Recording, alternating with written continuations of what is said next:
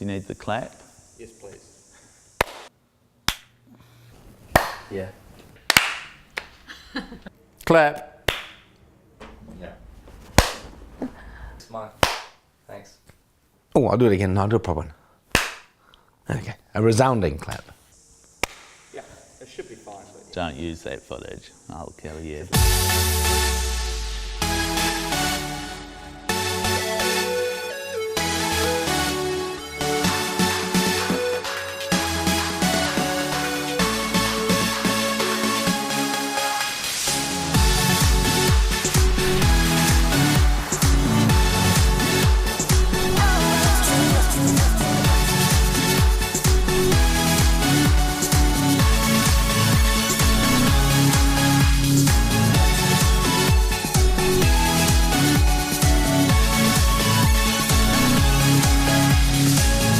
Silo, as we know it, which is now in the basement, so confusing, was redeveloped as part of the Classic as a little comedy venue.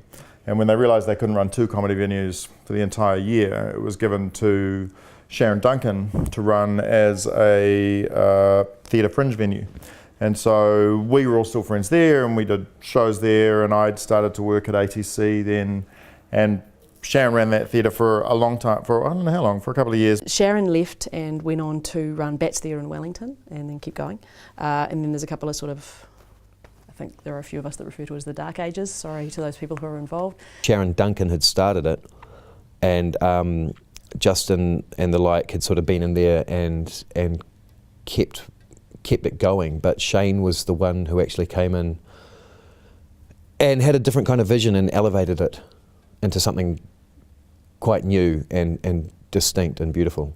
The opportunity came up for Shane to apply for the job at the Silo. So we wrote him a glowing reference on how amazing he is, and he got the job, which is probably the best decision the Silo board ever made.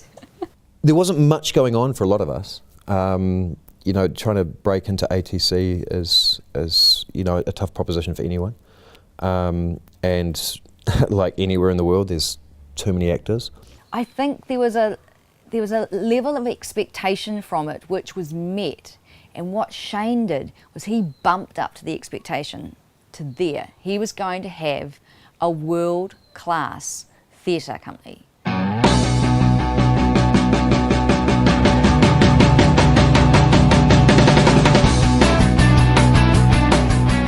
Yeah, I think Shane's a visionary in the theatre, in his choice of program, in choosing plays that are well written primarily, but also relevant and plays that people relate to rather than plays that people think they should see. He's gutsy, he's a doer, like he talks things up, but then he actually does them and achieves them, which I really admire. He has a lot of faith in young practitioners, which I massively admire. If he says go for something, he lets you do it and lets you achieve it with your vision intact, which is admirable. Even from the beginning, I mean, I remember the marketing booklets and stuff that he had at the beginning was so clear and so had such a sense of style and these great images, always these really great images, and he put a lot of thought and effort into all of those things. And this was when, you know, we had no money, and yet they looked a lot slicker than what we actually, you know, had. Yeah, he really cares, and you feel like when you're in doing something together that there's a reason for it, and that art is important, and that telling these stories is important. You know, you really feel like you're doing something, a real job.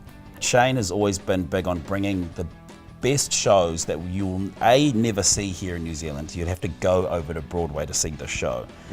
And by bringing it here and believing in the local talent to be able to pull these plays off, we as actors get opportunities to play roles that we never would ever get. You wouldn't even have thought you could do. I think I thought if I could just work for Silo, like, that'd be like my dream. I remember when the ensemble project auditions came up, and I was like, oh, that is it. Like, if I could just, I think it changed what I thought theatre could be, seeing Silo plays. Only structure can give you freedom. He doesn't flap around. So I really respect that and I love that. You know, when he's working at that office as artistic director, his day would encompass the exact same jobs that 7 people working at Auckland Theatre Company would do. How would I describe myself? It's always so tricky, that question. I'm a lover of great, challenging storytelling who encourages fearless, visceral performance in actors and unique fusions between art and the audience that are kind of ready to engage with it. I think the first time I met Shane was at an audition for Play 2.3, which was Auckland Theatre Company's second unit. And for some reason Shane was there. He was kind of, because he had just set up Silo, he was sort of part of the makeup of Auckland Theatre, and so he was sort of consulting with ATC, I think, on this one. And for me, as someone who had just left drama school, he was right up there with all of these kind of guys who were only about 8 years older than us, but kind of seemed like very old and established people who were calling us kids and everything like that, and we were just like, yeah. I'm just remembering seeing him in Boys in the Band when it came to Wellington, and I didn't know who he was, and I just thought I was like, who's this sassy little creature? Like, he was amazing. I could tell you in exquisite detail what a typical day for Shane is. I think like a monk, at like maybe midnight, the bell would ring and he'd light some candles and read maybe like 3 plays. If it's a nice day, he will put his bag on across his body, strap bag. That black and white Puma bag. Nestled in there, I would say there would definitely be a script of some sort that he is reading or rereading. He doesn't drive, so maybe he gets like a car picks him up, and then he has read like 50 plays by the time he gets to the office in his chauffeur-driven car. The day starts off always with reflecting on whatever show someone's gone to the night before, love life. Game of Thrones. Game of Thrones. I reckon he cracks a Red Bull pretty quickly, or a V or something. Straight into the day. He drinks a lot of V, so he probably has some V. And also in the Puma bag would be, I can pretty much guarantee, would be a sugar-free V and a 1 square meal bar to get him through the day. He's got really good hearing. We could say something so quietly and he'd be like, what's that? Yeah. So he's really interested. What are you talking about? Who are you talking about? He is such a workaholic. He knows every detail about the play that you're doing. He knows every answer to the questions that he's asking you. Every reference. I don't think he ever stops working. I read at least 300 plays a year. He reads tons and tons of plays, and there's a reason why he selects only a few of those, because he knows that this will speak to a certain audience. At that time, a lot of really great, edgy international work coming out of the UK in particular, that New Zealand, for the most part, were not getting the opportunity to see. Wasn't it The Goat? Was the first show that was like, holy crap, this is like $25 to $30. Remember, like, Yeah. and it was a thing that people go, what? The show's like $30? I was like, yeah, but it's good. Like, it's value for money. Like when you see the show. But that was when we knew, because we were working the bar there and stuff. That's when in the box office. That's when we knew that the solo had sort of shifted gear. So he took a boutique theatre and turned it into professional theatre, I guess. And he was, I guess, just so bloody minded and determined to actually make it happen. A lot of white couches. A lot of perspex. The huge amounts of shows that I've staged for the company, I've actually only directed 2 plays with perspex. Who doesn't love perspex? You know. Okay, so we had perspex and 3 days of rain, but only because we couldn't afford glass. That was rain as well. I had rain in that. Down a perspex wall. Got it all in. Rain down perspex. I'd say that like Silo and Shane have done some of the best theatre I've ever seen, and probably the best theatre in New Zealand. When the Rain Stops Falling was quite an amazing one. That was quite amazing. When the Rain Stops Falling? Yeah, that was like incredible. Where the fish fell out of the sky. Yeah. I thought that was a most excellent production. I mean, and beautiful and savvy and smart.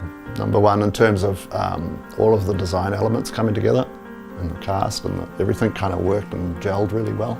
And it always happens, that always happens, but to varying degrees. But this one, everything clicked.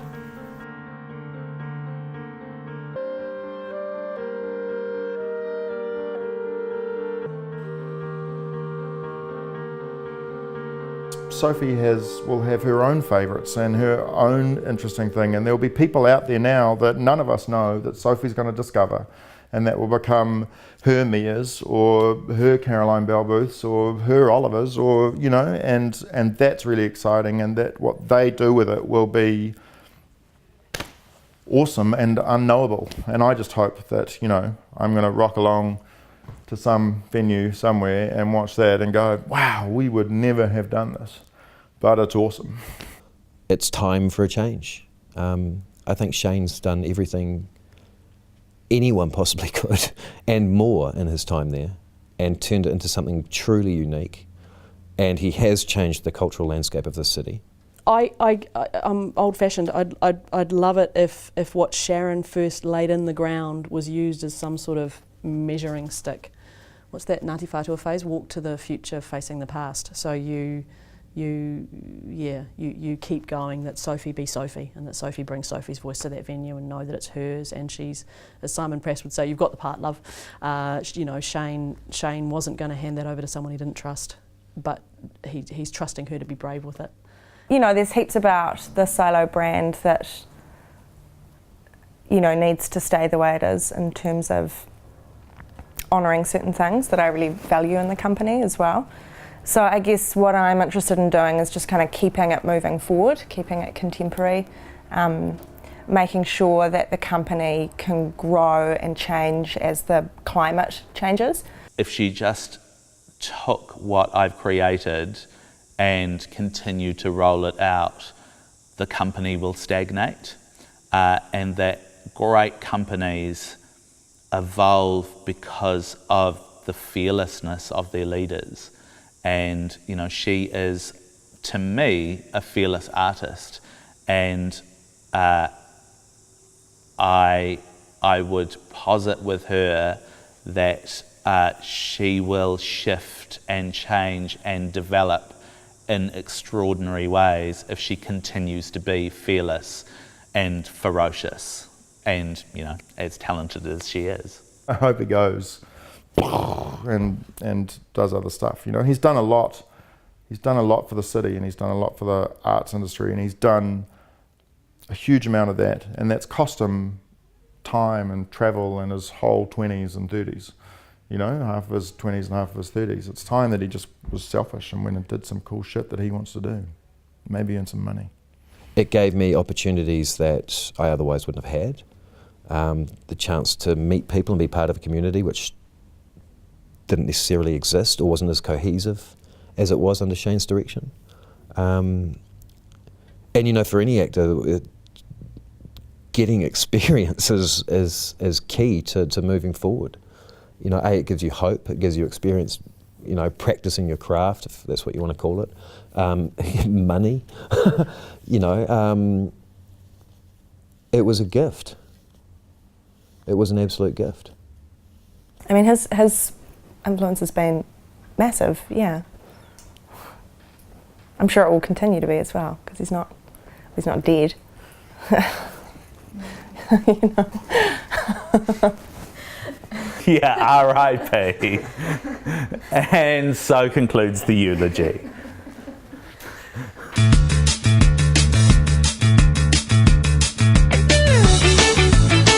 What the fuck is happening now? What are you doing? Where's your pack? Where's your pack? 1 2 2 2 3 2 1. Oh, that's a good one. That's commitment.